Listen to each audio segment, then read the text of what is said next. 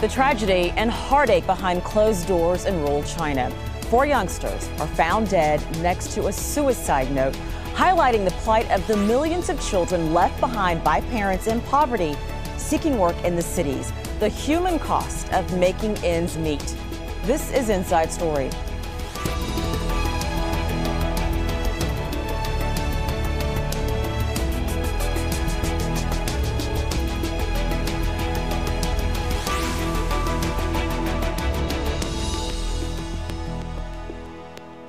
Hello and welcome to the program. I'm Rochelle Carey. I want to start this Inside Story by reading you a letter. It was written by a 14-year-old boy in China. He'd been abandoned first by his mother and then his father, who left him and his 3 younger sisters to look for work. This is what he said.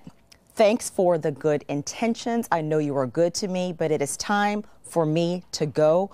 I swore I would not live beyond 15 years old, and death has been my dream for years." Well, that boy and his sisters were later found dead after drinking pesticide. Shocking and tragic, of course, but also highlighting the problems faced by the millions of families in China and worldwide, driven by poverty and torn apart when one or both parents go off to find work in big cities or abroad. Our China correspondent, Adrian Brown, reports from the southwestern province of Guangzhou. It's a landscape that offers some of the most beautiful scenery in China, but it's also a region now synonymous with tragedy and poverty. This is the house where police say 4 young children, 3 sisters and a brother, committed suicide last month after being abandoned by their parents, both migrant workers. They swallowed pesticide. The youngest was 5.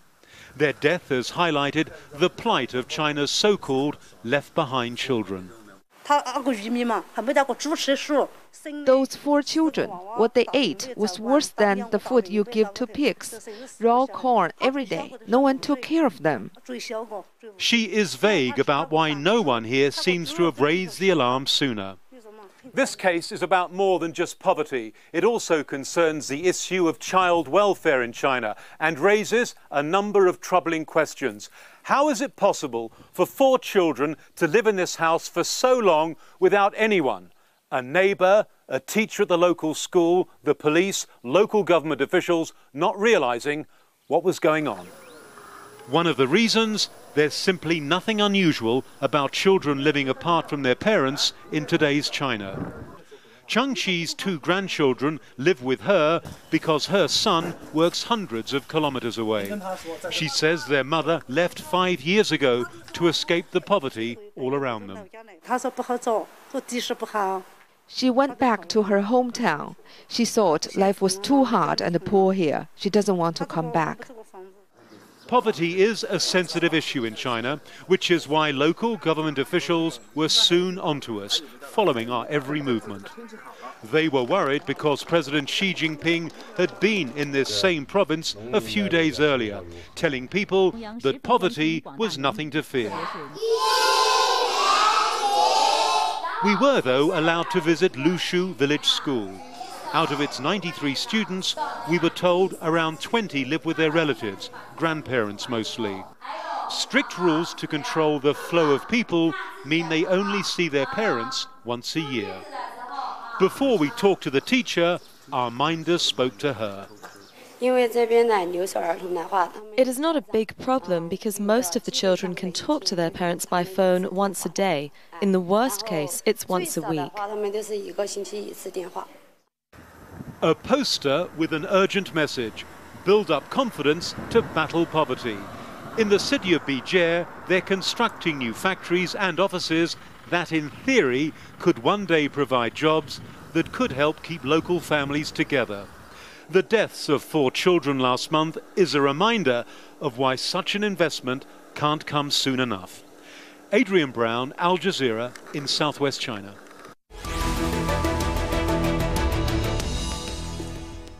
We will get to our broader discussion in just a moment. First, though, I'd like to run through a few examples of the many people who are driven to seek work beyond their shores. The Philippines is the source of nearly 3 million migrants here in this region. Many are women working in the service sector who've had to leave their children behind. There are more than 4 million undocumented Mexican women living in the United States. Again, most of them leaving to provide for their children back home. And it's estimated that half of the men in the Malabar region of the Indian state of Kerala work in the Middle East, leaving more than 1 million so-called Gulf wives back home, living solitary lives away from their husbands, basically widows. Someone who is from Kerala and working here in Qatar joins me now, Shajir Hussain. Shajir left behind his wife and child in India about 6 years ago and works here as a taxi driver in Doha. And we appreciate you joining us, Shajir. In that 6 years that you've been here, have you been able to go back home and visit your family? Yeah, every year, once in every year. Once a year, is that enough? No. No, not enough. So have they been able to come here to see you? Yeah, right this moment, they're here. They just came before 4 months. So 1 more month, they will be stay here. Then they're back home. So that's 5 months that you get to see your wife and your son. Yeah. How difficult is it going to be to say goodbye to them? Really, I can't bye to them. How old is your son? Just 2. Just 2. He's little. So tell me about the decision to leave home and come here. How did you make that decision? You mean? I mean, what was it? The money? Like, what made you pick this place to come to? I thought getting enough money in Qatar. That's why. And also my brother's working here. That's why I come to easy here. But was it a hard decision? Difficult without a family. That's a main problem. Are they ever going to move here and live forever, or are you always going to be separated? I like to bring them forever, but I can't. So my income is not enough to live here for my family. There's so many other people that are in these really, really difficult situations. What would you say to someone else who's a parent who says, I could never ever leave my family? What would you say to them? It's not that easy, is it? Yeah, that's not easy. But has it been the right decision for your family? Yeah, I'm also saying I can't live here without family, but unfortunately. You're doing the best you can. Yeah. You're doing the best you can. Well, Shajir, thank you so much for telling me about your family. I know it's not easy to talk about missing them, but I am glad you've been able to have the last 4 months with them. Thank you. And 1 more month, right? One more month, yeah. All right, Shajir, thank you very much for the conversation. Welcome. Thank you. Bye. Let's bring in our other guests now for this Inside Story. Joining us from Nottingham is Steve Tsang, Senior Fellow at the China Policy Institute at Nottingham University. And in Geneva, we have Joe Lowry, the Asia-Pacific spokesperson for the International Organization for Migration. So families being separated for economic reasons, economic financial hardship, that's not new. But what is driving the spike in these numbers? Steve, I want to start with you. Well, what we are dealing with in China is a sheer matter of scale. The industrialization and the urbanization of China in the last 30 years has simply been phenomenal. And therefore, we are talking about hundreds of millions of workers who used to work on the land, now working in factories across the whole country in China. And therefore, we are talking about tens of millions of children who are being left behind in villages while their parents are working a long way from home. Okay, those numbers are huge, and we're going to drill down on those numbers in just a moment. Clearly, China and India are dealing with this, but other countries are also in the same situation and that are really affected by this. Joe, could you touch on that for me? What are some of the other countries that are caught in this cycle? Well, migration is the world's oldest poverty reduction strategy. So it's not, of course, there are countries where there's rapid urbanization, but there's also countries where people are just, are in grinding poverty, and it's much easier to travel the world nowadays. It's much more connections and connectivity, and also people can find out through social media where the jobs are. They can connect very easily with their relatives overseas. So the news about opportunity spreads very quickly as well. But certainly there are some major hotspots. The Philippines, you mentioned, would be one in this region, and Nepal would be another. And also in parts of the former Soviet Union, in Central Asia, in countries like Moldova and also Belarus and Ukraine, many people going to Russia to work. Not long epic journeys, perhaps, like we're seeing from the Philippines to the Gulf countries, but still far enough so that they can almost over time begin a second life when they're away from their family, no matter how much they may miss them and how easy it is, perhaps through Skype and mobile telephony, to get in contact with their family. Over time, unfortunately, they can't get home very often, and it becomes a case of out of sight and out of mind. And then we do see these tragic scenarios and stories evolving that we saw in China recently. Let's take a look now at the number of children involved in China in a little more detail. There are an estimated 60 million so-called left behind children in China. The numbers have soared by 150% in the past 5 years. To put that in some perspective, that's equivalent to the entire population of Italy. 3 to 4 million under the age of 6 are said to be living in extreme poverty, often forced to fend for themselves. Research shows nearly 13 million children have stunted growth, while many children tested in rural areas suffered from anemia or lack of iron. Steve, does China have a grasp of how bad this problem is? Well, the Chinese government is very much aware of the scale and the extent of the problem. And to be fair, the Chinese government has also tried very hard to deal with the problems that they actually found.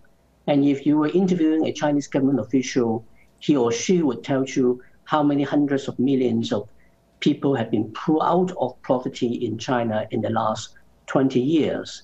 But that's not going to affect the 16 millions that we talk about. Those children are still in that dire strait, and what the government are doing often are not enough to redress the fundamental problems that these children face day in, day out. So there's a few different scenarios. There's scenarios where a parent leaves to go to another country and they leave their children behind. And what's happening in China is the parents aren't actually leaving the country. They're just going to a different part of the country and leaving their children behind. I think, Steve, most people would want to know, why can't they just bring their children with them? Well, this is a very specific problems that China, under the Communist Party, faces. The irony is that for the small number of Chinese who actually work overseas, and if they earn enough money, they often can bring their families to move to that foreign country with them. But in China, the Chinese government imposes a household registration system by which if you were born in a rural village, you will have a rural registration, and you will not be able to get an urban registration even if you spend 10, 20, 30 years working as a migrant worker in a major city like Shanghai or Beijing. So no chance of upward mobility for these families or their children? Well, there's very little chance of those families being able to move their families in with them in the city where they work and put those children through normal state-funded schools in the area and in that sense earn social mobility. But that is not to say that there is completely no social mobility in China, because what we see is that people moving from working on the land to working in factories and providing some kinds of educations to their left-behind children, however poor the quality of the education may be, is still giving them a slightly better lot than what they previously had working simply on the land without even those extra income being earned in the factories far away from home. Okay. Joe, we're talking a lot about children being left behind, and we'll continue to, but in so many cases as well, women are left behind because it's their husbands that go to another country. What are the challenges, the risks in a situation like that where women are left behind? Women are left behind, but actually we talk a lot about the feminization of migration. And in fact, the numbers are about 48% of international migrants are women. And we also find, while I'm mentioning this, that women send back about the same amount of money as men do, but they send back money more often, and their money is used, it's very critical when emergencies strike. But if men are absent, women back at home, and obviously they're looking after a family without a male parent present as well. And they're often, one thing we're very concerned about for families being brought up by one parent is the breakup of that family and other relationships being formed while one spouse is overseas or back home. And it happens very, very regularly. I'd say it does happen a lot, even though the family may have been strong beforehand. It is very difficult once a family is broken up. So what we'd like to see more of is better managed migration, people able to migrate for short periods of time to earn the money they need to build that house, to pay those school fees, to pay that hospital bill they need to do. And most people who are migrating don't really want to leave their home unless they're leaving for reasons of persecution. This is where they're from, this is where their roots are, and their families have lived for generations, and they would probably like to stay there where it's safe enough to do so and where there are economic opportunities. And one story I remember being very struck by was a young man in India called Hassan, who was saving up to buy a boat. He went to the nearby city, worked hard to buy a boat. He was smart enough to realize that if he had a boat, when the floods came, he could take his livestock and his possessions up to safety. And as the floodwaters went down, he'd be the first person back in the village and able to start farming again and reoccupy his house. So he just wanted to leave, have enough money to get married and buy that boat. Once he'd worked for a few months, he was able to come back and start life as a comparatively wealthy member of that community. And I think that's what drives many people, is just to leave, to earn the money they need to get through one episode of life, be it a marriage, be it building a house, be it a health problem. But unfortunately, people have to pay a lot of money to brokers, to middlemen, to the grey market, or to smugglers to get themselves to areas where there are jobs. And they frequently end up working for 6 months or even much longer to pay back the debts they incurred.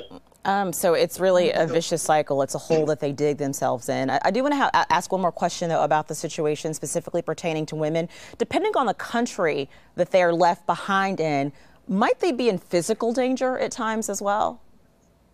Absolutely, in the country they're left behind, and of course the country they travel to.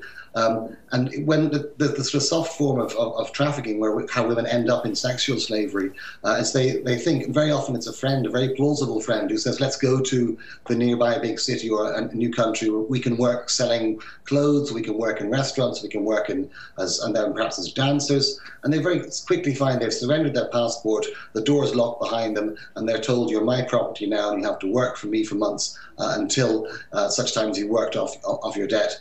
So they can be in danger at home on their own without a male perhaps to look out for them. They can be in danger while they're traveling, and they can certainly be in danger when they arrive somewhere. So immigration, a female migration path is very, very fraught.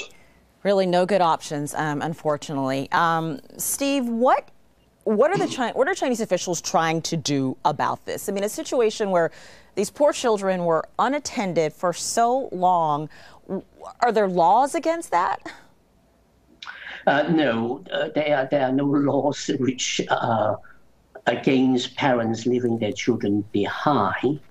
The social services in China is very different from what you found in, say, Western Europe, like the United Kingdom, where you have social services checking on children in that kind of situation. There simply are not that kind of laws. The Chinese government are trying to address the symptoms of problems like particular cases like these, then they will be giving a lot of attention to it. But the most basic fundamental problem that gives rise to this situation is the household registration system, which prohibits rural families from, in effect, migrating from their villages into cities and towns where they can then have a new life and live their life like a normal citizen in those urban centers and enjoy the same access to education and health services and other utilities in those places. And Steve, if I can stop you for just a moment as you're talking, I just want our viewers to know what it is they're looking at. They're looking at the home, the place where these 4 children were found dead, just to really drive home the point of how dire the situation is. And please do continue your point. And if the families were being allowed to live in the urban centers as family units, then a lot of those problems that we saw in the suicide of the 4 children may not happen. Because what we are dealing with here is not just a matter of poverty and depravity. We are dealing with young children who felt they were left behind, they were abandoned by their parents. They don't have love. They don't have that relationship with their parents. That's why they actually resort to very desperate measures like that. And you cannot redress that simply by increasing the salaries for migrant workers, or simply say we will provide better schools in the villages so that children will get better education. I mean, all these are helpful and positive, but they will not address the most fundamental problem, which is the forced separation of parents from their children. Let's talk numbers now and remittances, because families do this. They split up with the intention to try to send money back home. So let's look at some of these numbers as it pertains to remittances. The latest figures from the World Bank estimate 247 million people worldwide live in countries where they were not born. Now, within that group, migrants sent home $436 billion in remittances to the developing world last year. To put that in perspective, that's almost 3 times as much as the combined amount of development aid sent by wealthy nations, around $135 billion. So my question to you, Joe, is do countries really have any motivation to change the circumstances that are driving this if they eventually get the money back? Well, I'm not sure the countries get the money back, but the families get the money back, hopefully. And also, unfortunately, quite a lot is skimmed off by agencies that send the money back, which is something we're concerned about. But ideally, the money should be going back into communities for the families. Most migrants say that they're working overseas to feed their family, to clothe their family, to educate their family, and perhaps to shelter their family. So, of course, migration should be made safe, and it should be made an option, and not something that people absolutely have to do. Migration should be, in an ideal world, of course we don't live in an ideal world, but it should be a choice people make freely, and it shouldn't be permanent unless they wish it to be so. There's in the United States, United States senator from the state of Louisiana has proposed something called the Remittance Status Verification Act of 2015. And basically what that would do is if you are living in the United States and you are sending money to another country, you have to be able to prove that you're in the United States legally. And if not, you will be fined. Is that something that has been explored in other countries? And what would the effects of something like that be on economic migrants? Joe, tell me more about that. Well, I can't comment on that specific case. You say it's only proposed, but certainly in the area that I'm working in, I think that economies would grind to a halt without migrant labourers. Migrant labour, working in the seafood industry, working in tourism, working in all sorts of jobs that the well-off, perhaps the middle-class members of society in those countries simply don't want to do. So, migration really drives the world economy, not just a national economy, and it's also interlinked. Migration it affects the sending country, the receiving country, and of course the migrants themselves. So it is. We say that migration is the mega trend of the 21st century, and I think it's certainly turning out to be, because the world is.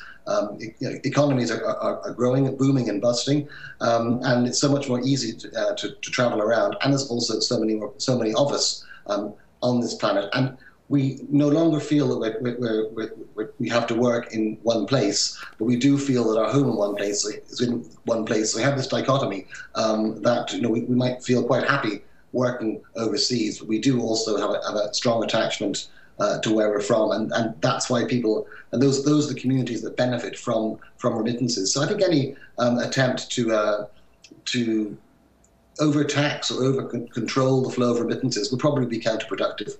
Joe, I think you said it best when you said that migration really drives the global economy, and in an ideal situation, it needs to be safe and temporary. Thank you both for the conversation. Joe Lowry and Steve Tsang and Shajir Hussain, who joined us earlier at the top of the show. Thank you. And thank you, too, for watching. As always, we welcome your thoughts. You can get in touch via our program page on aljazeera.com. You can also post comments at facebook.com/AJ Inside Story or tweet us at AJ Inside Story. From me, Rochelle Carey, and the entire team here, goodbye for now.